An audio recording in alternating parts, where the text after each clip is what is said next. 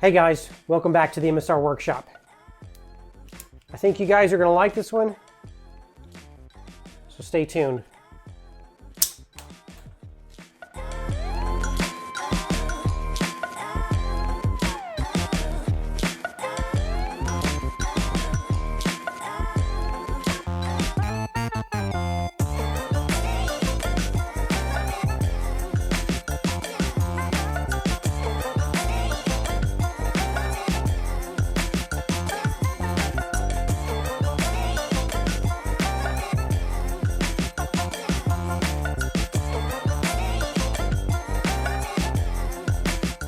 So, as many of you can see, we are going to be making this little wooden crossbow on our laser. Shoots little Q-tips. Sure you can make something else, but it is a lot of fun to make. So let's jump over to Lightburn and I'm going to show you how to do it right now.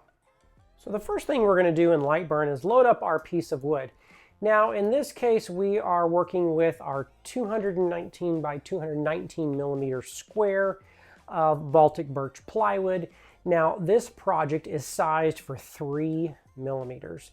So I'm going to go ahead and go to my art library and we're going to load up this Q-tip crossbow. So hit do that. And now we can drag it over the top of our stuff. So when you get this file, and you can go on Etsy, and I will leave a link in the description below where you can download this file from. It comes preset with some different power settings. It's got everything color coded. So this really dark part right here is an engraving, and then the rest of this is all different cutouts at different stages. But in my case, we are going to go ahead and set this for 100 millimeters, excuse me, we are going to go ahead and set this for 5 millimeters a second at 100% power.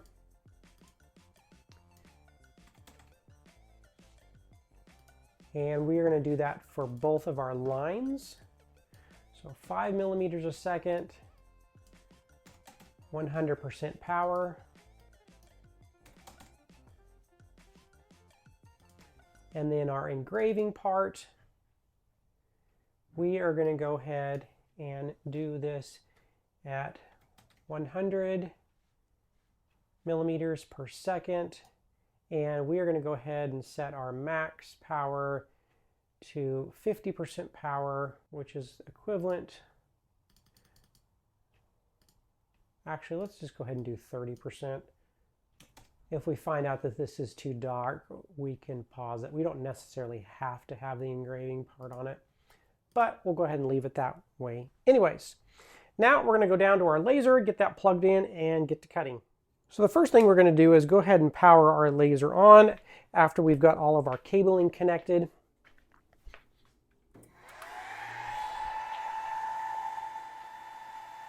And once our laser is powered on, it should automatically home. Now, if it doesn't automatically home, you want to go ahead and close Lightburn and then just reopen it up. So that's what I'm doing now. I'm going to go ahead and power on Lightburn. I'm going to click on my longer Ray5 laser, and it should home here. And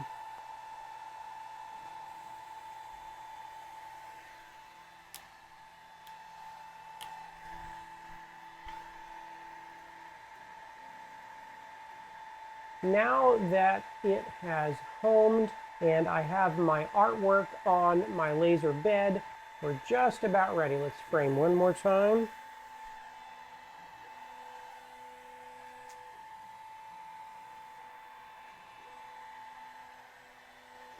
All right, I think we are ready. Now the other most important thing is don't forget to turn your air assist on, because this will help it cut through this thicker material and also keep it from burning. So I'm going to go ahead and close the door, and once this is cut, we will be right back. So let's take a look at what we got. Moved the diode laser out of the way so you could see this. And this is what we're left with. There is quite a few parts to this, so make sure you don't lose any if you're using a honeycomb bed, because there's some small ones that you'll need for assembly on this. But everything looks like it cut out great and no charring again.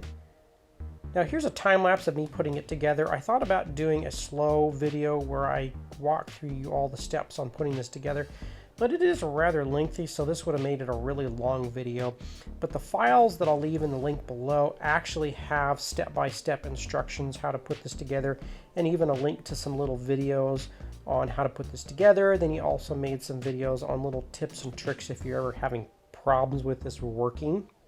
But after the second try of putting this together, it actually went together quite well, and I'm really happy with it. So yeah.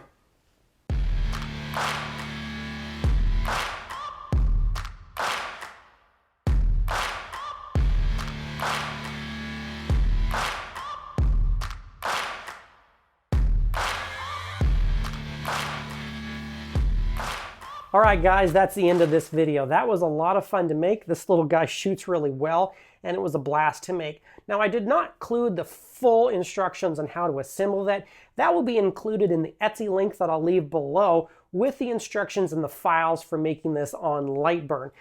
The person that invented this was not me, includes actually some pretty good little videos on how to assemble the whole thing. Also some troubleshooting tips in case you have problems with this firing, but I'll make sure to leave that below.